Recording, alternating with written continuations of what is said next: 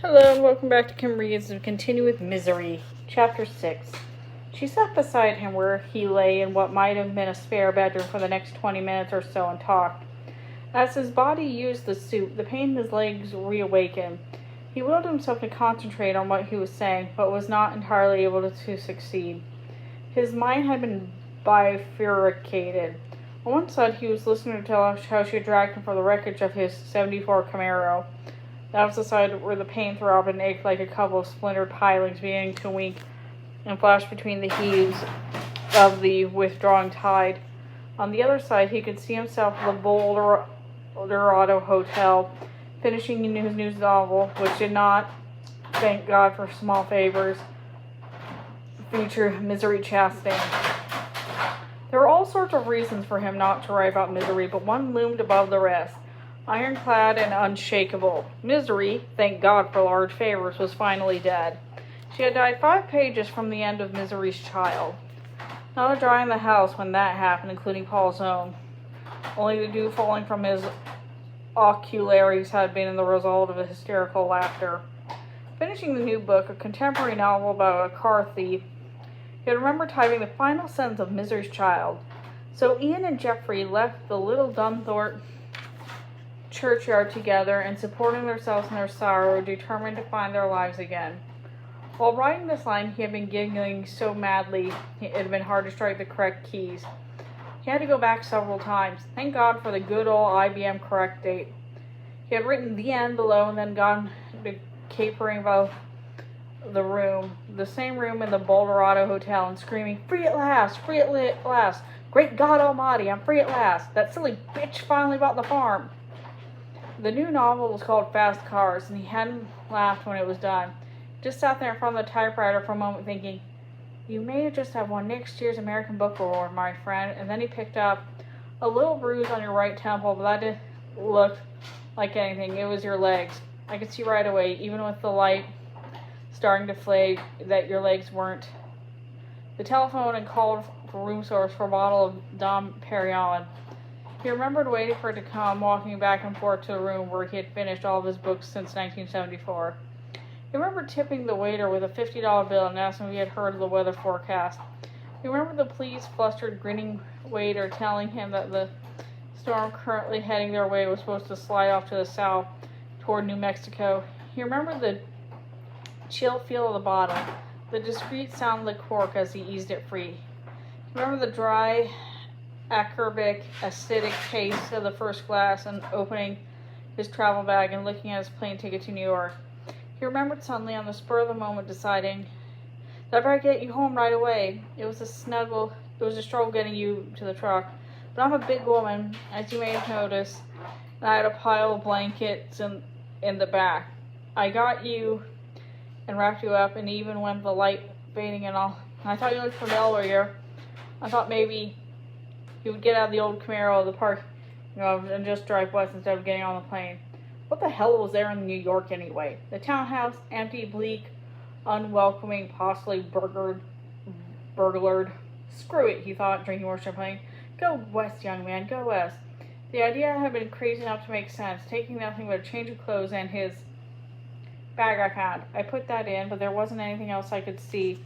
I was scared you might die or something, so I fired up old Bessie and got your manuscript of Fast Cars and hit the road to Vegas or Reno, or maybe even the City of Angels. He remembered the idea had seemed a bit silly at first. A trip the kid of 24 he had sold his first novel might have taken, but not for one remainder of 2 years past his 40th birthday. A few more glasses of champagne, the idea no longer seemed silly at all. In fact, it seemed almost noble, a kind of grand odyssey to somewhere. A way to reenact himself with reality after the fictional train of the novel, so he had gone. Out like a light. I was sure you were going to die. I was so sure. I slipped your wallet out of your back pocket, and I looked at your driver's license, and I saw the name Paul Sheldon, and I thought, oh, that must be a coincidence. Well, the picture on the license also looked like you, and I got scared. I had to sit down at the kitchen table, so I thought first I was going to faint.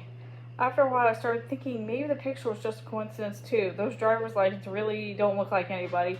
I found your Writers Guild card and the one from Penn. I knew you were in trouble when the snow started coming down, but long before he had stopped in the Bolderado bar and tipped George $20 to provide him with a second bottle of Dom, and he had drum get up rolling to I-70 in the Rockies under a sky the color of gunmetal, and somewhere east of the Eisenhower Tunnel he had diverted from the turnpike because the roads were bare and dry. The storm was sliding off to the south.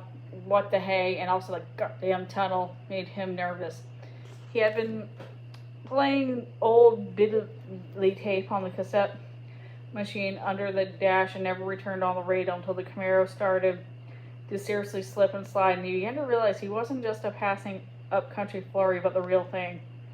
The storm was also sliding off to the south after all. The storm was coming right at him, and maybe he was in a bucket of trouble, the way you are in trouble now. But he had just been drunk enough to think he could drive his way out of it. So instead of stopping in Cana and inquiring about the shelter he had driven in, he could remember the afternoon turning into the dull gray chromium lens. He remembered the champagne beginning to wear off. He remembered leaning into his cigarettes off the dashboard, and that was when the last skid began, and he tried to ride it out, but it kept getting worse. He remembered a heavy dull thump, and then the worlds up and down had swapped places. He had screamed. When I heard you screaming, I knew that you would live. Dying men really scream. They haven't the energy, you know. I know. I decided I would make you live. So my pain medication made you take it. Then you went to sleep. When you woke up and started to scream again, I gave you more. You ran a fever for a while, but I knocked that out too. I gave you Keflex. You had one or two close calls, but that's all over now, I promise. She got up, and now it's time you rested, Paul. You got to get your strength back. My legs hurt. I'm sure they do. In an hour you can have some medication. Now, please. He chained him to bed, but he could not help it. The tide had gone out, and the splintered pilings would bear jaggedy, real things which could never be avoided nor dealt with. In an hour, firmly, she moved toward the door with the spoon and the soup bowl in one hand. Wait! She turned, looking at him with an expression both stern and loving. He did not like it expression. Didn't like it at all. 2 weeks since you pulled me out? She looked vague again and then annoyed. He would come to know her grasp of time was not good. Something like that. I was unconscious almost all the time. What did I eat? She considered him. IV, she said briefly. IV, he said, and she just took his stunned expression for ignorance. I fed you intravenously, she said, through tubes. That's what the marks on your arm are. She looked at him with eyes that were suddenly flat and considering. You owe me your life, Paul. I hope you remember that. I hope you'll keep it in mind. And she left. 7. The hour passed. Somehow and finally the hour passed. He lay in bed, sweating and shivering at the same time. From the other room came sounds of Hawkeye and Hot Lips, and then disc jockeys on WKRP, that wild and crazy Cincinnati radio station. An announcer voice came on, extolled shoe knives, gave in 800 over, and for those Colorado watchers who had simply been paying for a good set of Jinsu knives that operators were standing by. Paul Sheldon was also standing by. She reappeared when the clock in the other room struck 8 with 2 capsules and a glass of water. He voiced himself eagerly on the elbows as she sat on his bed. I finally got your new book 2 days ago, she told him, ice tingled in his glass. It was a maddening sound. Misery's Child. I love it. It's as good as all the rest. Better. The best. Thank you, he managed. He could feel the sweat standing on his forehead. Please, my legs. Painful. I knew she would marry Ian, she said, smiling genially, and I do believe Jeffrey and Ian will become friends again, eventually. Do they? But eventually she said, no, don't tell. I want to find out for myself. I'm making it last. It always seems so long before there's another one. The pain throbbed his legs and made a deep steel circlet around his crotch. He had touched himself down there and thought his pelvis was intact, but it felt twisted and weird. Below his knees, it felt as if nothing was intact. He didn't want to look. He could see the twisted, lumpy shapes that lined the bedclothes, and that was enough. Please, mix well the pain. Call me Annie. All my friends do. She gave him the glass. It was cool, embedded with moisture. She kept the capsules. The capsules in her hand were the tide. She was the moon, and she had brought the tide would cover the pilings. She had brought them toward his mouth, which was immediately dropped open, and then she withdrew them. I took the liberty of looking in your little bag. You don't mind, do you? No, of course not. The medicine. The beads of sweat on his forehead felt alternately hot and cold. Was he going to scream? He thought perhaps he was. I see a manuscript in there, she said. She held the capsules in her right hand, which she slowly tilted. They fell into her left hand. His eyes followed them. It's called Fast Cars, not a misery novel. I know that. She looked at him with faint disapproval, but as before, it was mixed with love. It was a maternal look. No cars in the 19th century, fast or otherwise. She tilted at this small joke. I also took the liberty of glancing through it. You don't mind, do you? Please, he said. No, but please. Her left hand tilted, the capsule rolled, hesitated, and then fell back into her right hand with a minute clicking the sound. And if I read it, you wouldn't mind if I read it? No, his bones shattered. His legs were filled with festering shards of broken glass. No, he made the hoped he would smile. No, of course not. Because I would never presume to do such a thing without your permission, she said earnestly. I respect you too much. In fact, Paul, I love you. She crimsoned suddenly and alarmingly. One of the capsules dropped from her hand in the coverlet. Paul snatched at it, but she was quicker.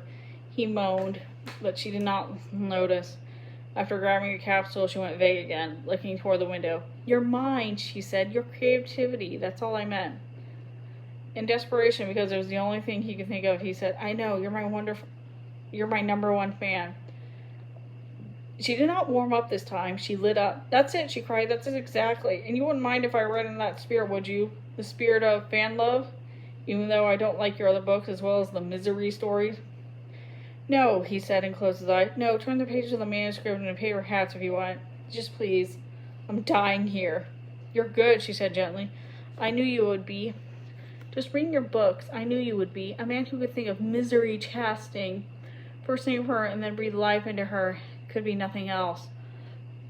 Her fingers were in his mouth suddenly, shocking, intimate, dirtily welcome. He sucked the capsule from between them and swallowed even before he could fumble the spilling of water in his mouth. Just like a baby, she said, but he couldn't see her because her eyes were still closed and he could sting the fears. But good. There's so much I want to ask you, so much I want to know.